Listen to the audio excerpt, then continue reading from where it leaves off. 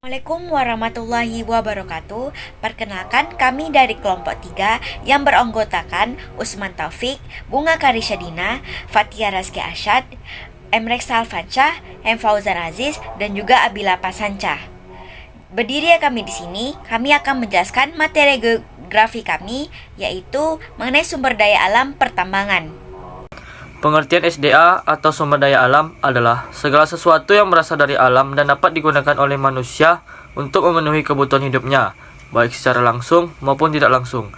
SDA mencakup unsur biotik atau makhluk hidup dan abiotik atau benda mati yang tersedia di alam. Pengertian letak secara astronomis, geografis, dan geologis. Letak astronomis adalah posisi suatu wilayah berdasarkan garis lintang dan bujur. Indonesia terletak di antara 6 derajat lintang utara sampai 11 derajat lintang selatan dan 95 derajat bujur timur sampai 141 derajat bujur timur. Hal ini menyebabkan Indonesia beriklim tropis. Selanjutnya letak geografis. Letak geografis adalah posisi suatu wilayah dibandingkan dengan wilayah lain di sekitarnya. Indonesia terletak di antara benua Asia dan Australia, serta Samudra Pasifik dan Samudra Hindia. Hal ini memberi pengaruh dari aspek iklim, perdagangan, dan arus laut. Selanjutnya yaitu letak geologis. Letak geologis adalah letak suatu wilayah dilihat dari struktur geologi bumi. Indonesia terletak pada pertemuan 3 lempeng utama, yaitu lempeng Eurasia, Indo-Australia, dan Pasifik, sehingga masuk dalam wilayah Ring of Fire atau cincin api Pasifik, yang aktif secara vulkanik dan tektonik. Pertambangan migas, potensi sumber daya alam yaitu emas ada di Papua dan Sulawesi, nikel ada di Sulawesi, kalau timah ada di Bangka Belitung, batu bara yang tersebar di Kalimantan dan Sumatera. Sebaran minyak bumi dan gas bumi terdapat di beberapa wilayah seperti Sumatera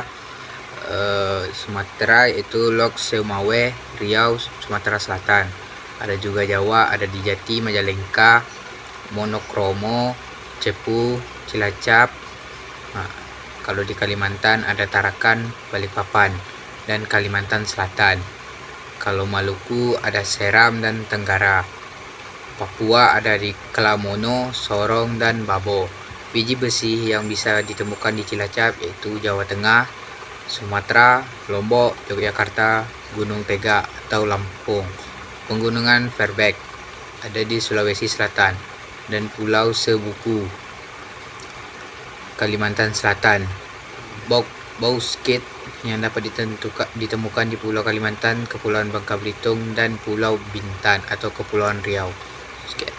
Tanya dengan letak astronomis tidak terlalu berpengaruh langsung, namun iklim hayati memutuskan eksploitasi dan kegiatan pertambangan di daratan.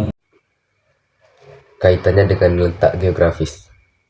Lokasi strategis di jalur perdagangan dunia atau Selat Melaka, Laut Jawa, dan lain-lain memudahkan ekspor hasil tambang. Kedekatan dengan negara industri juga menjadi pasar potensial. Nah, selanjutnya, apa sih pengaruh letak geografis terhadap hasil pertambangan di Indonesia? Jadi, letak geologis Indonesia tuh sangat mempengaruhi kekayaan sumber daya alam, khususnya itu hasil pertambangan. Indonesia terletak di antara 2 jalur pegunungan muda dunia, yaitu Sirkum Pasifik dan Sirkum Mediterania, serta berada di pertemuan 3 lempeng tektonik utama, lempeng Indo-Australia, Eurasia, dan Pasifik. Kondisi ini menjadikan Indonesia kaya akan struktur geologi kompleks seperti cekungan sedimen, pegunungan, dan daerah vulkanik yang ideal untuk pembentukan berbagai bahan tambang. Nah, salah satu contohnya itu ada yang pertama, batu bara yang terdapat di Kalimantan dan Sumatera. Kalimantan dan Sumatera merupakan wilayah dengan cekungan sedimen luas yang terbentuk selama jutaan tahun.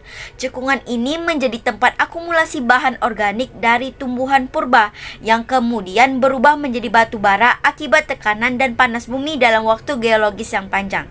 Wilayah ini juga stabil secara geotektonik, memungkinkan pembentukan endapan batu bara dalam jumlah besar dan kualitas tinggi. Yang kedua, contoh itu minyak bumi dan gas alam.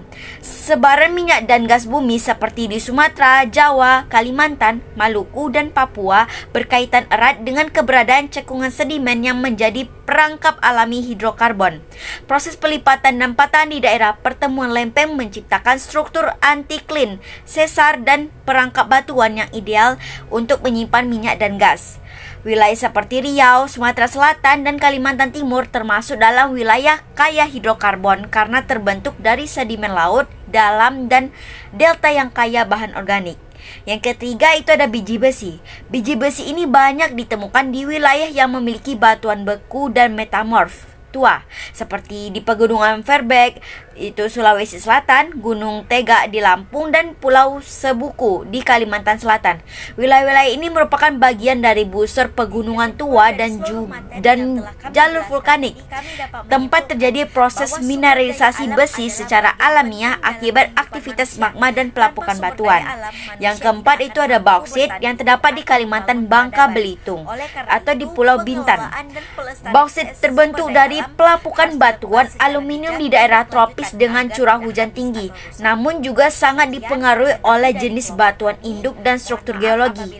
Nah, Kalimantan, Bangka, Belitung, dan Bintan memiliki tanah laterit dengan batuan dasar kaya aluminium serta struktur geologi dataran tinggi dan perbukitan yang mendukung proses pembentukan bauksit.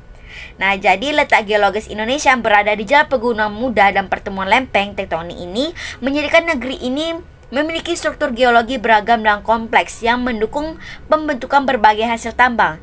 Cekungan sedimen menghasilkan batu bara, minyak, dan gas bumi, sementara aktivitas vulkanik dan batuan tua mendukung terbentuknya biji besi dan bauksit. Kombinasi faktor ini menjadikan Indonesia salah satu negara dengan kekayaan tambang terbesar di dunia. Jadi, kesimpulan dari seluruh materi yang telah kami jelaskan tadi, kami dapat menyimpulkan bahwa sumber daya alam adalah bagian penting dalam kehidupan manusia. Tanpa sumber daya alam, manusia tidak akan mampu bertahan hidup atau membangun peradaban. Oleh karena itu, pengelolaan dan pelestarian sumber daya alam harus dilakukan secara bijak dan berkelanjutan agar tidak habis atau rusak. Sekian presentasi dari kelompok kami. Mohon maaf apabila ada kesalahan. Kami tutup. Wassalamualaikum warahmatullahi wabarakatuh.